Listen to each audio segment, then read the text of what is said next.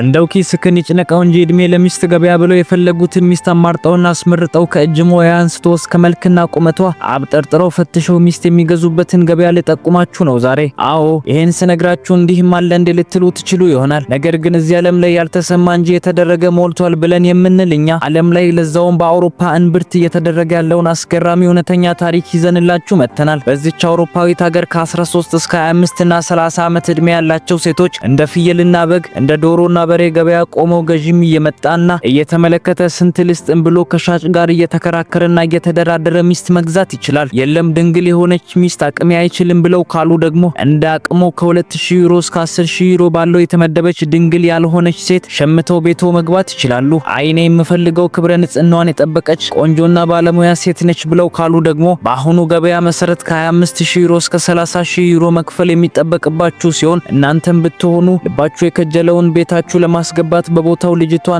ቤተሰቧን ለማሳመን ማሳየት የሚጠበቅባችሁ ነገር አለ። ታዲያ በዚህ ሀገር ባህል መሰረት ያለ ወላጅ ፍቃድ ልጇን ማሽኮርመም ሆነ በአራዳ ቋንቋ መጀንጀን የተከለከለ ሲሆን ይህንንም ለመከላከል ወላጆች ልጆቻቸውን እስከ 8ኛና 7ኛ ክፍል እንዲማሩ ይፈቅዳሉ። ከዛ በኋላ ሴቶች ወደ አቅመ ሔዋን ገብተዋል ተብሎ ስለሚገመት ያለ ወላጆችን ፍቃድ ከወንድ ጋር ግንኙነት ሊፈጥሩ ይችላሉ ተብሎ ስለሚታመን ከ13 እድሜያቸው በኋላ ሴቶች ለሚስት ገበያ ይዘጋጃሉ ማለት ይሆናል። ክቡራን አድማጭ ተመልካቾቻችን ይህን የሚገርም ታሪክ በታትነን ከመመልከታችን በፊት ላይክ እና ሰብስክራይብ እንድታደርጉና እንድታበረታቱ 3 ሰከንድ ልስጣችሁ።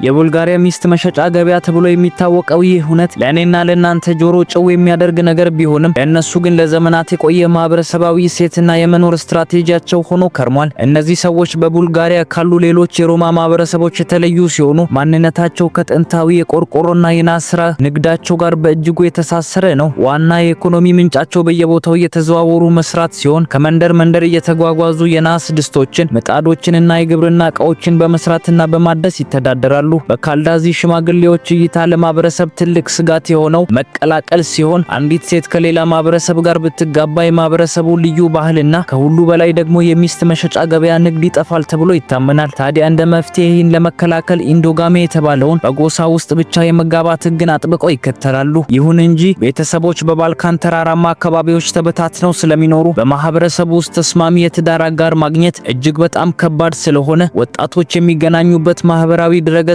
ሆነ የጋራ አደባባይ ስላልነበራቸው የተበታተኑ ቤተሰቦች ማዕከላዊ የመገናኛ ቦታ አስፈላጊ ሆኖ በመገኘቱ የሚስት ገበያ የሚባል ነገር ፈጠሩ። ይህ ገበያ በአመት 4 ጊዜ በመሰብሰብ ተበታትኖ የነበሩ ቤተሰቦች ልጆቻቸው ትክክለኛውን ሰው እንዲያገኙ ያደረገ ሆነ። ከዚህም ወዲህ ይህ የሚስት ገበያ ቋሚ የሀገሬው ሰው ባህል በመሆን ቀጠለ። ታዲያ የሚስት ገበያ ድንገት የሚከሰት ሳይሆን በኦርቶዶክስ ክርስትና ወይም የቅዱስ ቴዎድሮስ በዓል ላይ ማዕከሉን አድርጎ በጥንቃቄ የሚመራ ትርኢት ሲሆን በአካባቢው ነዋሪዎች ዘንድ የፈረስ ፋሲካ ተብሎ የሚታወቀው ይህ በዓል አብዛኛውን ጊዜ በአብይ ጾም የመጀመሪያ ቅዳሜ ላይ ይውላል። የቡልጋሪያ ብሔረሰቦች ቀኑን በፈረስ ውድድር ሲያከብሩ፣ ካልዳዚዎች ግን ቀኑን ወደ ሚስት ገበያ ቀን ቀይረውት በፈረስ ውድድር ሳይሆን ለልጆቻቸው ሚስት እየሸመቱ ያከብራሉ።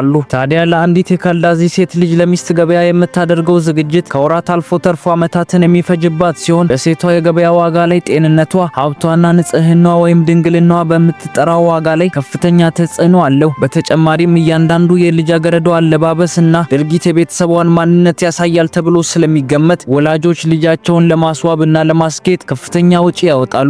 የሴቶች አለባበስ የጥንታዊ የሮማና የዘመናዊ የአውሮፓን አለባበስ ስታይል የቀላቀለ ሲሆን ልጃገረዶቹ ብዙውን ጊዜ ከባድና የተደራረበ ቀሚሶችን ይለብሳሉ። ይሁን እንጂ በቅርብ ዓመታት ውስጥ ይህ አለባበስ ስታይል ወደ ዘመናዊው ፕሮም ስታይል ቀሚሶች ማለትም እስከ እግር የሚደርሱ ወርቃማ፣ ሮዝና ነጭ ቀለሞች ወዳላቸው አልባሳት እየተቀየሩ መጥተዋል። ምናልባትም ከአለባበሱ ሁሉ ጎልቶ የሚታየው ለመሸጥ የተዘጋጀችው ልጃገረድ ያደረገችው ወርቅ ሲሆን አብዛኞቹ ከቤተሰብ የተወረሱ ወይም አባት በተለይ ለዚህ ቀን ኢንቨስት ያደረጋቸው ናቸው። ለመሸጥ የተዘጋጀችው ልጃገረድ የአንገት ሐብል እና የብር ቀለበቶችን በብዛት አድርጋ ልትመለከቱ ትችላላችሁ። ታዲያ ይህ ለጌጥ ብቻ የሚደረግ ሳይሆን የቤተሰብን የፋይናንስ አቅም በይፋ የሚያሳይ መገለጫ ተደርጎ ይወሰዳል። ለፈላጊ ወጣቶችና ቤተሰቦች የልጃገረዷ ቤተሰብ ምን ያህል ካፒታል እንዳለውና ልጃገረዷ ምን አይነት የቅንጦት ህይወት እንደለመደች የሚያሳዩበት መንገድ አድርገው ይጠቀማሉ። ታዲያ ይህን ሁሉ ያደረገችና ያጌጠች ልጃገረድ የመጨረሻ አንድ ነገር ማድረግ ይጠበቅባታል። እሱም የሜካፕ ጉዳይ ሲሆን የሜካፕ ስነ ስርዓቱም ለመሸጥ የተዘጋጁ ልጃገረዶችን እንደ ሸክላ አሻንጉሊት እንዲመስሉ ተደርገው የሚቀቡበት ሂደት ይሆናል ማለት ነው። የሚስት ገበያ ማለዳ ላይ መላው ቤተሰብ የሚዋከብበት ቀን ሲሆን እናቶችና አያቶች ለልጃገረዶቹ እንደ ፋሽን ባለሙያና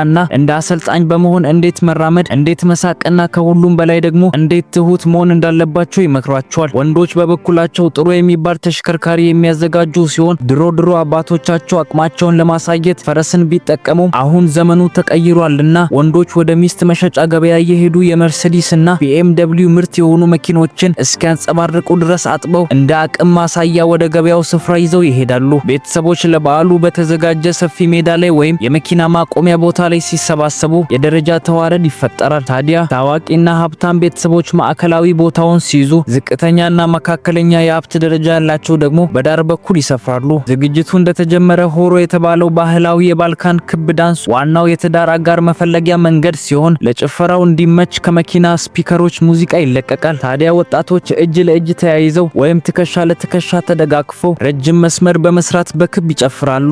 ይህ በአመት ውስጥ አንድ ወጣት ወንድ የአንዲትን ወጣት ልጃገረድ እጅ ያለ ምንም ወቀሳ ሊይዝ የሚችልበት ብቸኛው ቀን ሲሆን ለወጣቶቹ ይህ ከፍተኛ የደስታና የመቀራረብ እድል የሚፈጥር ሆኖ ያገለግላል። ታዲያ በዳንሱ መሃል የአይን ጥቅሻ፣ ፈገግታና አሁን ደግሞ የሶሻል ሚዲያ አድራሻዎችን የሚለዋወጡበት መንገድ ሆኗል። ልጆች ሲጨፍሩ ወላጆች ደግሞ እውነተኛውን ስራ ያከናውናሉ ማለት ይሆናል። ይህ ማለት ወላጆች ከዳር ቆመው በንቃት ልጆቻቸውን እየተከታተሉ፣ እናቶች የወንዱን ብርታትና ውበት ሲያጠኑ፣ አባቶች ደግሞ የልጆቹን የቤተሰብ ሀብትና ወንድነት ይመዝናሉ። አንድ አባት ልጁ ከአንድ ወጣት ጋር ስትጨፍር ካየ ወዲያውኑ ስለ ወጣቱ አባት መጠየቅ ይጀምራል ማለት ይሆናል። የመጀመሪያው የፍቅር ፍንጭ ሲታይ የሚስት ገበያ ድባቡ ከዳንስ ወደ ከፍተኛ የፋይናንስ ድርድር መድረክነት ይቀየራል። ይህ ምዕራፍ ሙሉ በሙሉ በሚባል ደረጃ በአባቶች ቁጥጥር የሚመራ ሲሆን ወጣቶቹ ጥንዶች የፍቅር ፍላጎት ቢያሳዩም በሁለቱ አባቶች መካከል መደበኛና አድካሚ ድርድር ሳይደረግ ጋብቻ ሊቀጥል አይችልም። በቅርብ ዓመታት ውስጥ አማካይ የሚስት መግዣ ዋጋ ከ2000 እስከ 10000 ዩሮ የሚደርስ ሲሆን ምንም እንኳን ልዩ በሆኑ ሁኔታዎች የሴቷ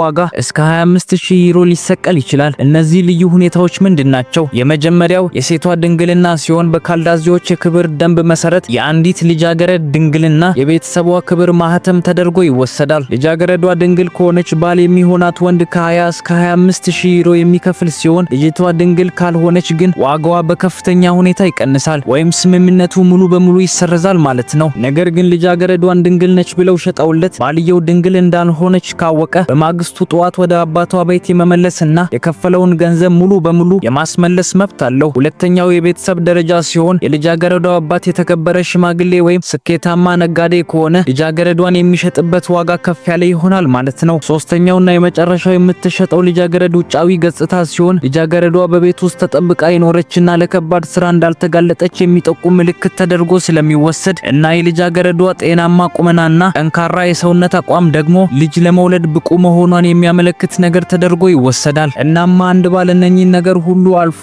ሚስት ከገዛ የተገዛችው ልጃገረድ ከ2 እስከ 3 ቀን ባለው ጊዜ ውስጥ ጓዜን ማቄን ሳትል ወደ ባለቤቷ ቤት ትሄዳለች ማለት ነው። ታዲያ ይህን ያህል ስለ ባህሉ ሂደት ከነገርኳችሁ አይቀር አሁን ደግሞ በብዙዎች ዘንድ እንደ ችግር ተደርጎ የሚቆጠረውን የዚህን ባህል አስከፊ ጉዳዮች ላንሳላችሁ። ዋነኛውና የመጀመሪያው ልጆች ወደ ትምህርት ቤት እንዳይሄዱ መከልከል ሲሆን የአንዲት ልጃገረድ የትምህርት ዓመታት ብዙውን ጊዜ የሚያበቃው በ13 ወይም በ14 ዓመት እድሜዋ አካባቢ ይሆናል። ይህ እድሜ በዘፈቀደ የተመረጠ ሳይሆን ሴትነት የሚጀምርበት የሽግግር ወቅት ስለሆነ በማህበረሰቡ ሽማግሌዎች ጥብቅ አመለካከት መሰረት ትምህርት ቤት እንደ አደገኛ ቀጠና ተደርጎ ይቆጠራል። ምክንያት ሲባል አንዲት ልጃገረድ የተቃራኒ ጾታን ትኩረት መሳብ ወደምትችልበት እድሜ ስትደርስ ከካልዳዚ ማህበረሰብ ውጭ ካሉ ወንዶች ጋር የመገናኘት እድሏ ከፍተኛ ይሆናል ተብሎ የሚታሰብ ስለሆነ ነው። ያለ ወላጅ ቁጥጥር የሚደረግ የፍቅር ግንኙነት ደግሞ የልጃገረዷን የገበያ ዋጋ ወዲያውኑ ስለሚቀንሰው ቤተሰቦች ልጆቻቸውን ትምህርት ቤት ብዙም እንዳይቆዩ ከፍተኛ